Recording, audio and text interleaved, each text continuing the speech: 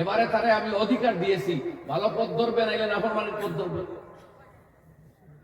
তবে জানিয়ে রাখো, ইন্না আতাদনা লিল কাফিরিনা সালাসিলা ওয়া আগলালা ওয়া সাইরা, যারা অস্বীকারী আমারে, আমি তাদের জন্য প্রস্তুত করে রেখেছি সালাসিলা, বেড়ি সমূহ, আগলালা ওয়া সাইরা, গলার বেড়ি, জিঞ্জির আর প্রজ্বলিত আগুন। আল্লাহ জানাই দিয়েছে, পথ দুটো আমি দেখাইছি।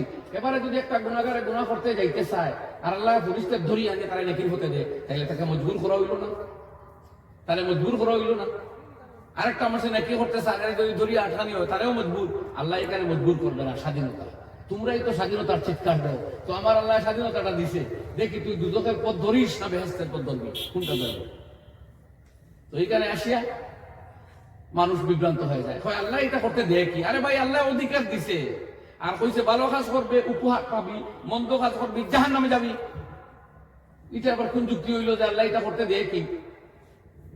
ফেরাউনকে আল্লাহ সুযোগ দিছে, হে চাইলো খোদাই দাবি করতো, আনা রাব্বুকুমুল আ'লা, আল্লাহর বান্দা হইয়া হইতেছে সে নাকি আল্লাহ, নাউযুবিল্লাহ। ওইটাও আল্লাহ বরদাস্ত করছে।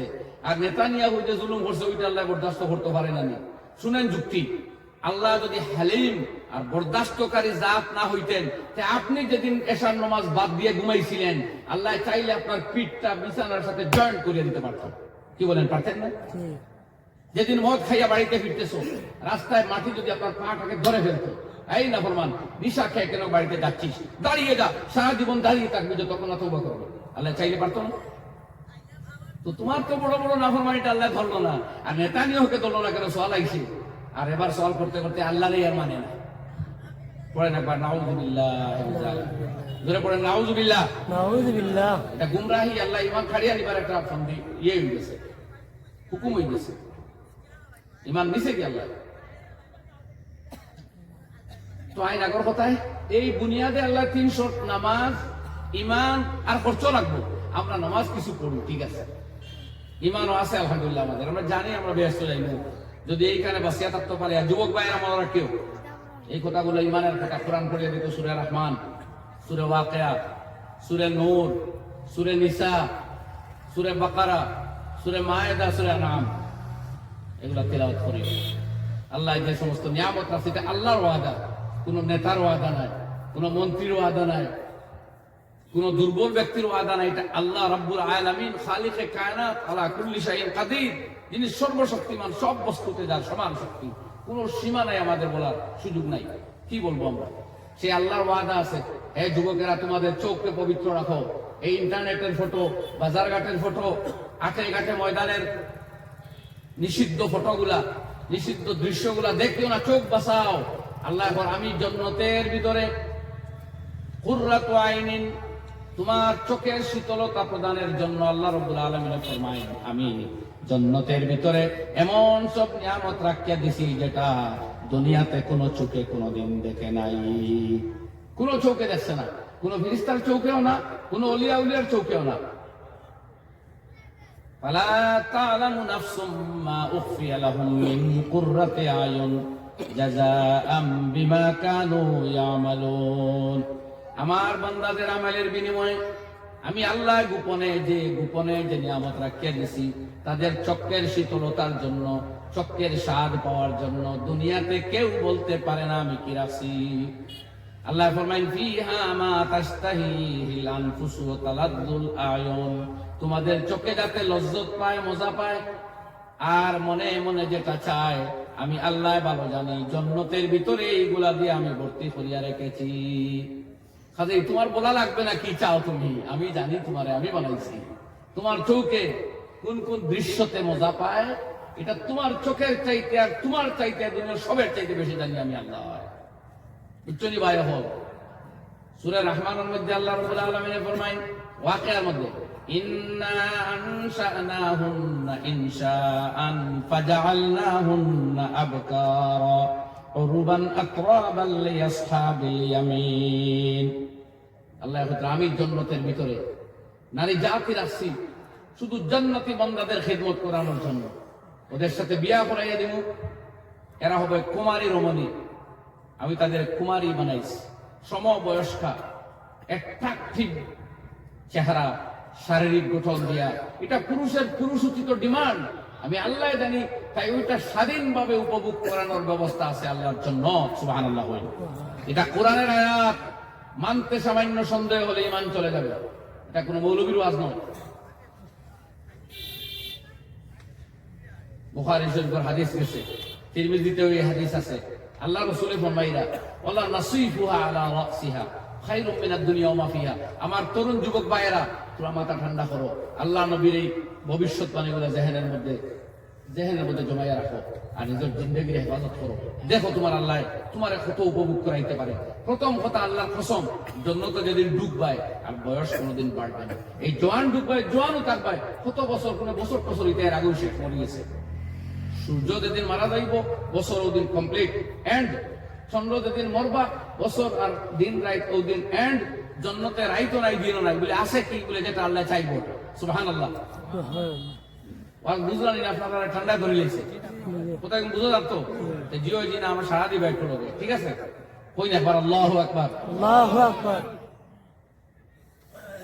যেমনে বয়স হইব, জওয়ানি এটা আর যাইতো না, এক বয়স থাকা। আমার ভাই হোক, দুনিয়ায় শুধু ধোঁকা দিয়ে আমরা জন্নতটাকে মেহরুম করে। আর এই যুব সমাজ তাদের টার্গেট। এই সমস্ত মুরব্বীরা বরবাদ করবার কোনো প্ল্যানিং ওদের নাই। আমাদের ওই মুরব্বীরা পাক সাফ, আল্লাহ তাদের আমল, হায়াত, জিন্দগিতে বরকত আফিয়ত দেন, বলেন আমিন। কিন্তু ইদানিং কালে কিছু মুরব্বীরাও স্বীকার করিয়া লাইছে। জানেন, যে সমস্ত মুরব্বী কোনোদিন টিভিতে বসতো না, ফিল্ম দেখতো না, এগুলো হারাম বুঝতো, এখন এই যে জালিম হাতে নিয়া মুরব্বী সাহেবকে দেখা যায় মাঝে মধ্যে উঠানের মধ্যে বইয়া এইরকম দেখতেছে, নিচে শেষ হাজি সাহেব লিয়া গেছে। ফিলিস্তিনের খবর দেখাইয়া একটু পরে এটা দেখি না, একটু নিউজ দূর বা কিতা ডান্স করতেছে, দেখি এটা আবার কি বাইবে, শেষ খতম করে লাইছে উনারে। এলাকি ভাই হল, এখন যদি দাজ্জাল বার হয়, তার যে ফিল্ড বলতেছে, উপায় নাই, কতটা যে হে নিব। আর এগুলো যে আল্লাহ রাসূলুর জানা না, এটা নবীকে জানাইয়া দিছেন যে উম্মতের মধ্যে যত ফিতনা আসবে, সবচেয়ে জঘন্য ফিতনা হবে দাজ্জালের ফিতনা। এলাকি আল্লাহ রাসূল সাল্লাল্লাহু আলাইহি ওয়াসাল্লাম উনি নিজে দোয়া করতেন, আল্লাহুম্মা ইন্নী আউযু বিকা মিন ফিতনাতিল মাসিহিদ দাজ্জাল। আল্লাহ, সারা দুনিয়াতে বিচরণকারী দাজ্জালের ফিতনা থেকে আমি তোমার পানা চাই। তাহলে আপনি আমি উম্মতের চাওয়ার দরকার নাই? অবশ্যই আছে। তো এই জোয়ান ভাইদের বললাম, বড় সমস্যাতে আসো তোমরা অনেকে জানোই না যে তোমরা সমস্যাতে আসো। এই তোমাদের মাথা খাওয়াইবার ব্যবস্থা চলতেছে। তাই এখন নিজের জিন্দগির আদর্শের ভিতরে ঢুকাও, একটা রুটিনের ভিতরে ঢুকাও। কোন বয়স বিবাহ হবে তুমি রুটিন ঠিক করো। ওইসব নেতা মন্ত্রী ভাইয়েরা, ওরা তো দেশের শাসন ব্যবস্থা চালায়, তোমার জীবন সম্বন্ধে তার মাথা ব্যথা লাগে, বুঝছেন? তোমার জীবন, তোমার বাবা মার স্বপ্ন, তোমার লাইফ, তোমার ইয়াংহুড, ওইটার দাম তুমি দাও। এরপরে আমি যাই আর কি মূল কথাতে, দয়া করে নিজের জীবনের দাম দাও। তোমার আল্লাহ চাপ দিছেন না যে এতদিন ইবাদত করতে হইব, কই আর অত চাপ দিলা রে ভাই? 13-14 বছর তো কোনো নামাজ ছিল না তোমার উপরে ফরজ, তুমি রোজাও তো তখন রাখতে না। এই জন্য কবি বলতেছেন, তুঝে পহলে বচপন মে বরসোं की लाया, तुझे पहले बचपन में बरसों की लाया, जवानी में फिर तुझको मजनून बनाया। তোমাকে প্রথমে আল্লাহ 14-15টা বছর খাওয়াইলো না, নামাজ ফরজ ছিল না, রোজা না, যাকাত না, কিচ্ছু। এরপরে তুমি যুবক হলে, তোমার শরীরে আসলো তেজ, বল এবং বীর্য, আর তুমি হলে মানুষের কাছে আকর্ষণীয়। এরপরে দুনিয়ার এখানে সেখানে ওখানে যেখানে তুমি যেতে লাগলে, আল্লাহর নাফরমানিতে তুমি লিপ্ত হতে লাগলে। এই দিকেও দৌড়াও, সিনেমাতে যাও, গানে বাজনায় যাও, থিয়েটারে যাও, আত্মীয় বাড়ি, বিয়া বাড়ি, মামা বাড়ি, সবখানে যাও, আর অবলীলায় তুমি নামাজ ত্যাগ করে চলো। তোমার কোনো খবর নাই, তোমার কোনো হিসাব নাই, টেনশন নাই। প্রতিদিন 20 রাকাত, এইভাবে মাসে 600 রাকাত, বছরে 7200 রাকাত নামাজ তোমার উপরে ফরজ ওয়াজিব মিলিয়ে কাউন্ট। এটার কোনো হিসাব নাই, কোনো কাউন্ট নাই, কোনো জিকির নাই, কোনো দুরুদ নাই, কোনো ইস্তেগফার তোমার জীবনে নাই। তুমি পাগল পারা হয়ে দৌড়াও, যেখানেই যাও আলিঙ্গন পাও, যেখানেই যাও তুমি শুধু অভিবাদন পাও। তুমি ভুলে গেলে তোমার খালিক ও মালিক একজন আছে, আল্লাহ। तुझे पहले बचपन में बरसों खिलाया जवानी ने फिर तुझको मजनून बनाया। এই তো গেলে জওয়ান, এভাবে তুমি থাকবা এই পৃথিবীতে? না না, बुढ़ापे ने फिर आकर क्या क्या सताया। এরপরে তোমার বার্ধক্য চলে এলো, তোমার শুরু হলো নানান যন্ত্রণা, কখনো মাথা ব্যথা, পেটে ব্যথা, পিঠে ব্যথা, কোমরে ব্যথা, এই রোগ সেই রোগ, হাই প্রেসার, সুগার, এইসব অনেক যন্ত্রণা। বুढ़ापे ने फिर तुझको क्या क्या सताया। চলো একটা বৃদ্ধ হিসাবে যদি কিছুদিন বাঁচতাম, না, अजल तेरा कर देगी सब कुछ सफाया, अजल तेरा कर देगी सब कुछ सफाया। এরপরে মৃত্যু আসবে, তোমাকে নিশ্চিহ্ন করে ছাড়বে, তোমার নামটাও মানুষ ভুলে যাবে। আরে ওই দিন বদলে যাবে তোমার নাম। তুমি যদি বাহাদুর শাহ জফর হয়ে থাকো, কেউ বলবে না যে এখন বাহাদুর শাহ জফরকে দাফন করা হচ্ছে, বলবে ময়ূর দাফন করা হবে। কি বলেন, ঠিক কিনা? তো নাম কয় যে বাহাদুর শাহ সাহেবকে আনা হয়েছে, এবারে বাহাদুর শাহ সাহেবের দাফন হবে, বাহাদুর শাহ সাহেবের জানাজা হবে, না, বলবে ময়ূর আনা হয়েছে, ময়ূরের দাফন হবে, ময়ূরের জানাজা হবে। কয় কিনা এখন চাই यहाँ पर तेरा नाम बदल गया।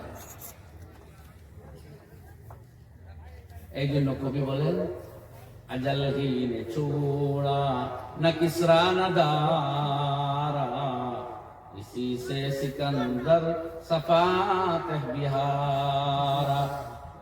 এই মৃত্যু কাউকে ছাড়ে নাই, কিসরা, কায়সার, সারা বিশ্বের বাদশা, রাজা, মহারাজা সব সফায়া। সুতরাং দুঃখা হাইও না। ওমা হাযিল হায়াতুদ দুনিয়া, আল্লাহ কোরআনে পাকের মধ্যে উল্লেখ করতেছেন, ওমা হাযিল হায়াতুদ দুনিয়া, नहीं है तुम्हारी ये जिंदगी इल्ला মাতাউল গুরুর, মগর ধোঁকে কা সামান है।